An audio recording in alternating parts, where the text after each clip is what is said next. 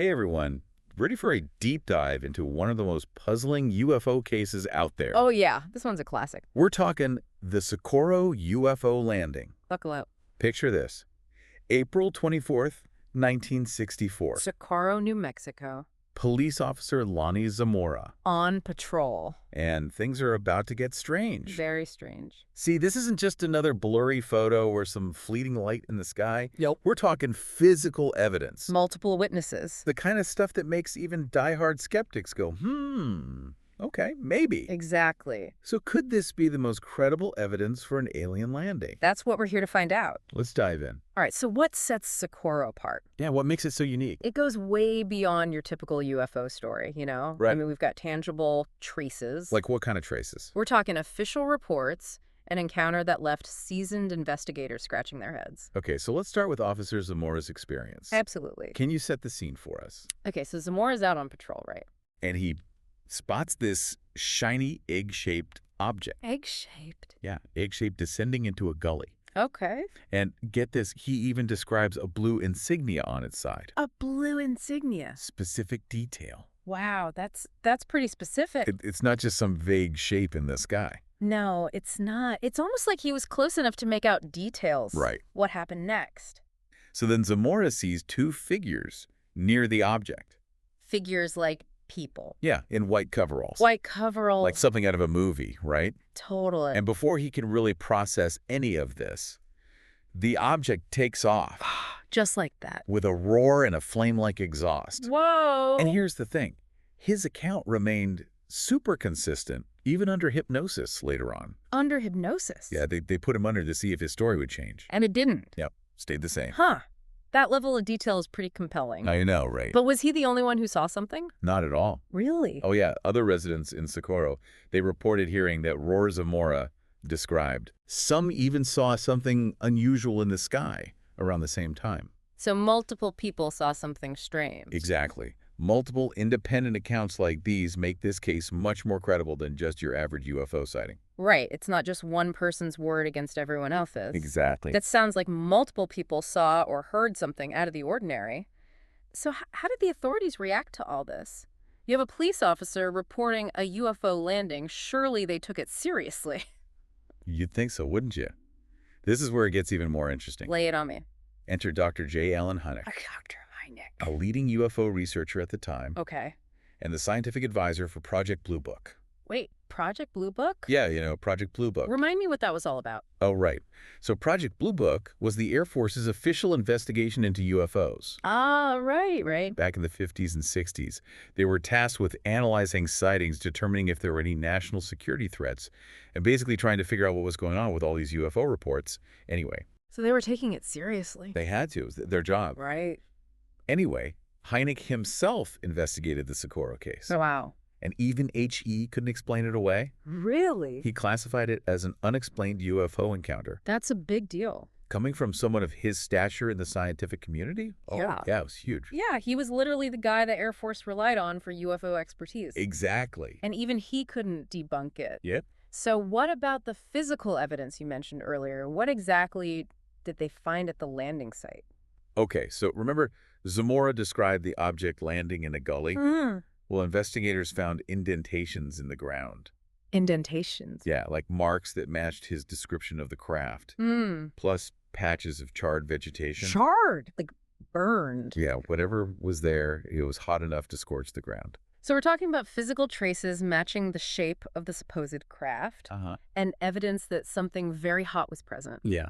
Is there anything else that supports Zamora's story? They also found imprints that looked like landing gear. Landing gear, like from the craft. That's what it looked like. Yeah. And remember, this wasn't some amateur investigation. Right. Law enforcement documented these marks, took photographs. Official documentation. Yeah, it wasn't just hearsay. It was officially recorded. This is getting really interesting. I know, right? Hard physical evidence like that is tough to dismiss. Get that right. So we have a credible witness with a detailed account, multiple people corroborating key parts of his story, and physical traces at the landing site. What else is there? Hold on to your hat because this next part is wild.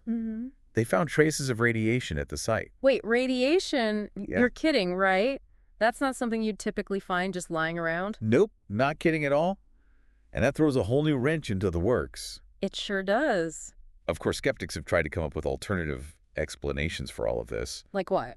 Oh, the usual suspects. Yeah. But nothing fully accounts for all the evidence, especially the radiation. Right. It's not like someone just sprinkled radioactive material around for fun. Exactly. This is starting to sound like something straight out of the X-Files. So how did the government officially respond to all of this? A UFO landing in the middle of New Mexico during the Cold War. They must have had something to say about it. Well, you would think so, but Yeah. the official response is a story in itself. Okay, I'm intrigued. Remember, this was 1964, the height of the Cold War. Anything unusual in the skies immediately raised suspicions. Yeah, makes sense. The Air Force was especially interested in the Socorro case, especially with Holloman Air Force Base being relatively nearby. Oh, so it was on their radar, literally. They sent their own investigators to interview witnesses and examine the landing site. Okay, so the Air Force was definitely paying attention. What did they conclude? Alien invasion? Secret Soviet technology? Not quite. Officially, the report dismissed Zamora's sighting as possibly an experimental aircraft or some other conventional explanation. Hold on, are you serious? They just brushed it off as a misidentified plane with all that evidence we just discussed? That was their official stance. But even back then, that explanation didn't sit well with a lot of people, especially those who had seen the site and heard Zamora's story firsthand. Yeah, I can understand why. It seems like a pretty weak explanation given all the strange details and physical evidence. Right. So what happened then? Did people just accept the Air Force's explanation and move on? Not exactly.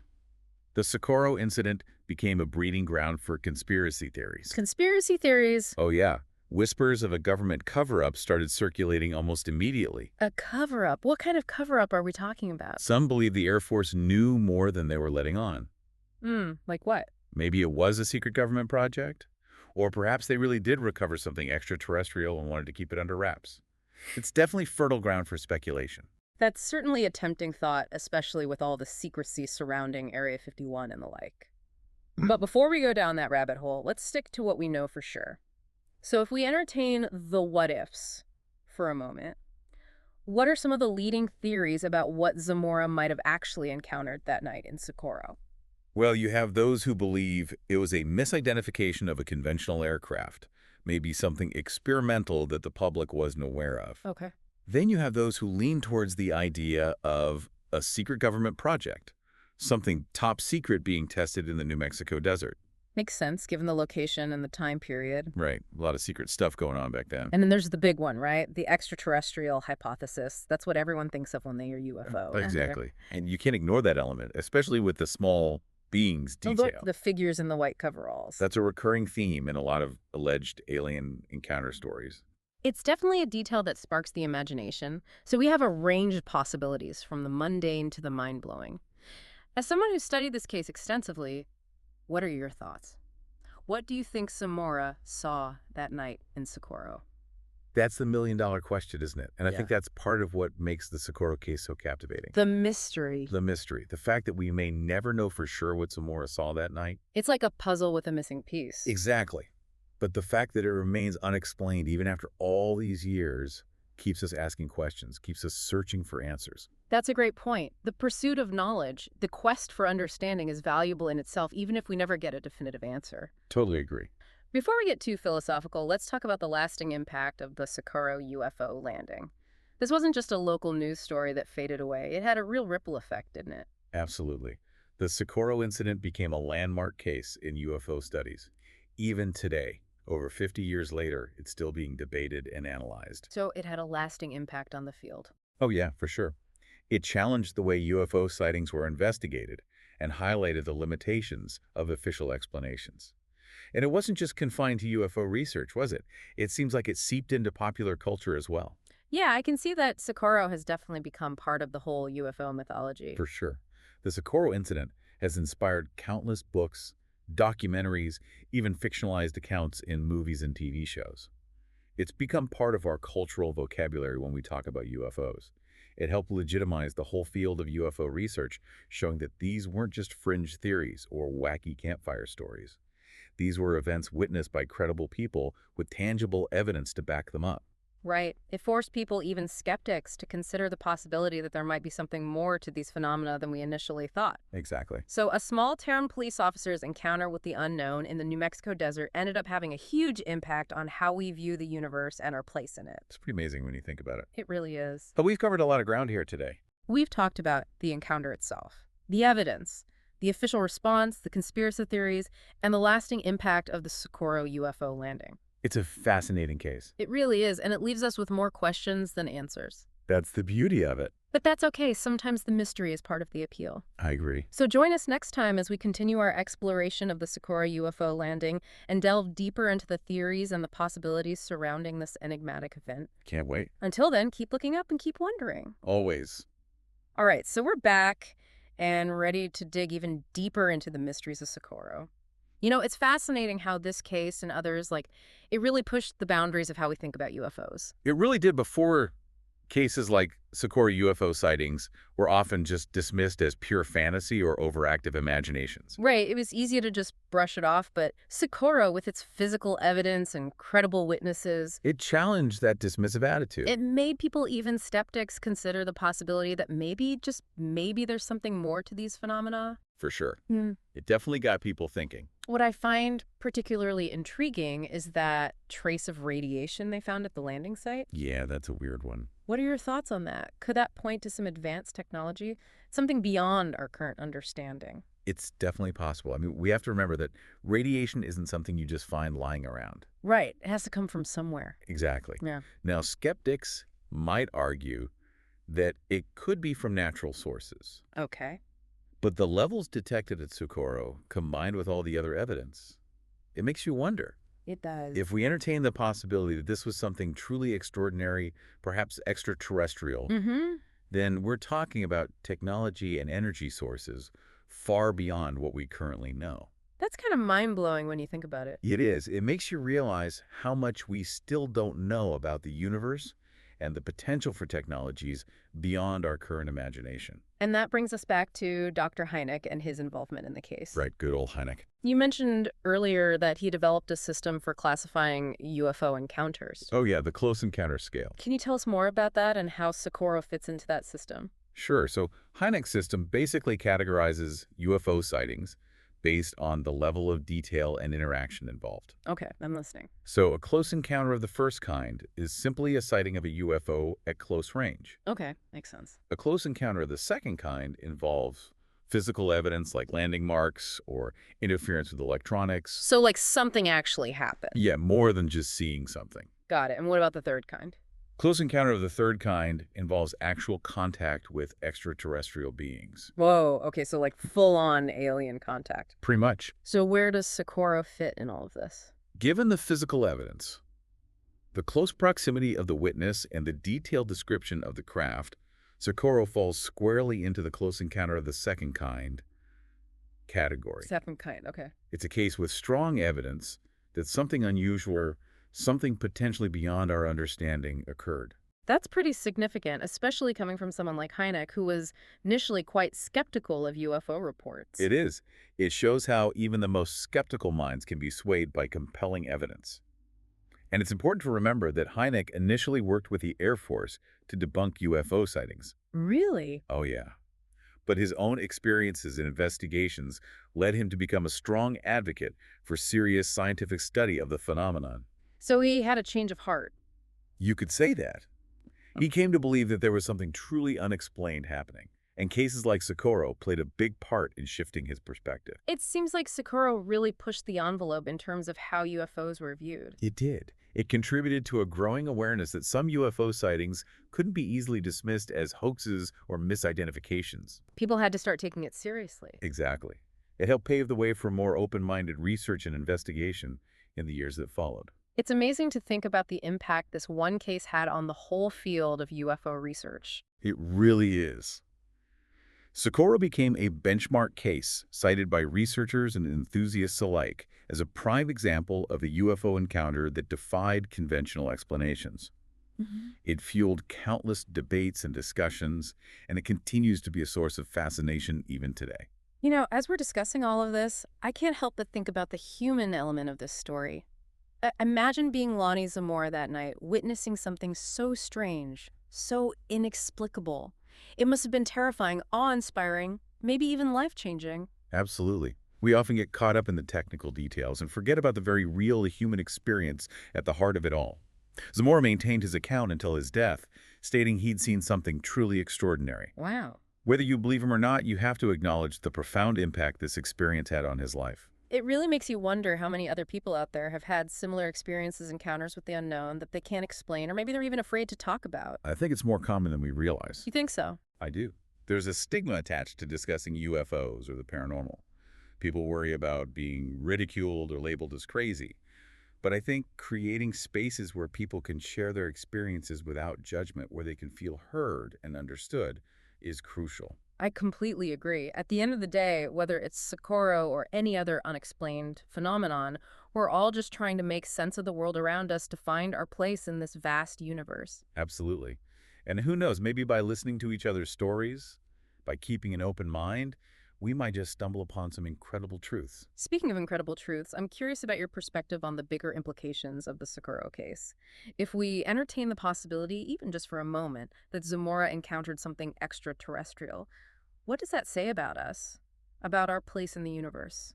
That's a profound question, one that philosophers and scientists have pondered for centuries. If cases like Socorro teach us anything, it's that we shouldn't be so quick to dismiss the unknown.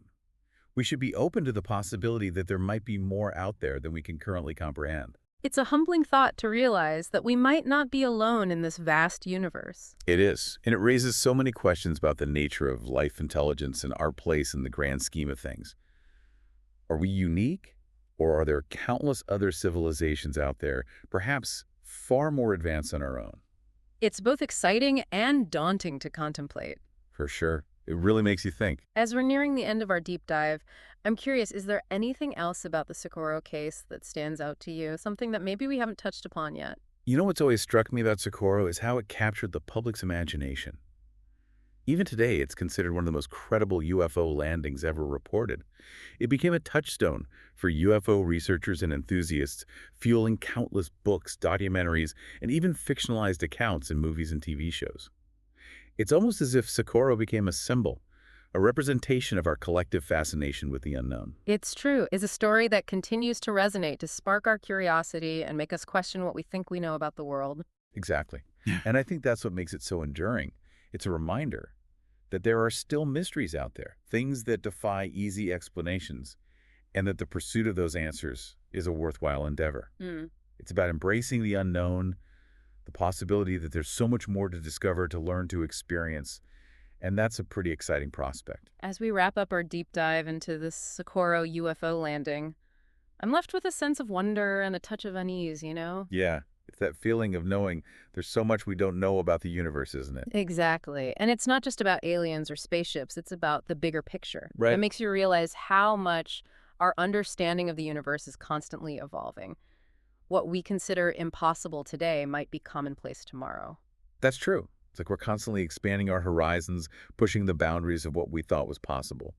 And cases like Socorro remind us that there are still mysteries out there, things that challenge our current understanding and force us to consider new possibilities. It makes you want to keep searching, to keep asking questions, doesn't it?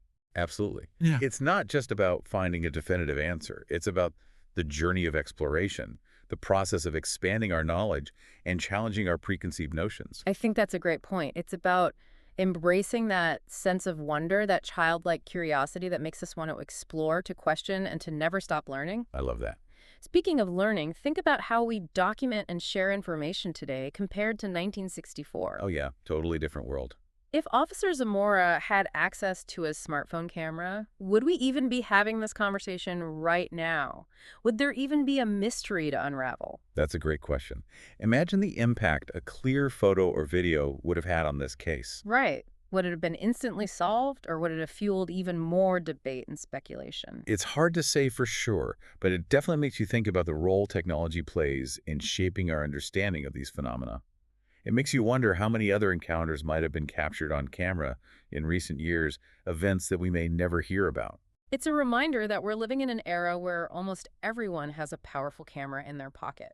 The potential for documenting the unexplained is greater than ever before. Exactly.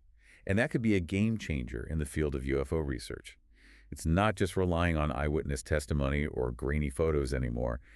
We have the potential for clear, high-definition evidence that could provide concrete answers to some of these long-standing mysteries. So while Socorro remains an enigma, a puzzle that may never be fully solved, it's a reminder that we live in a world full of mysteries, of things yet to be explained. Right. We may never know for sure what happened that night in Socorro. But that's okay. It's the mystery that keeps us coming back for more.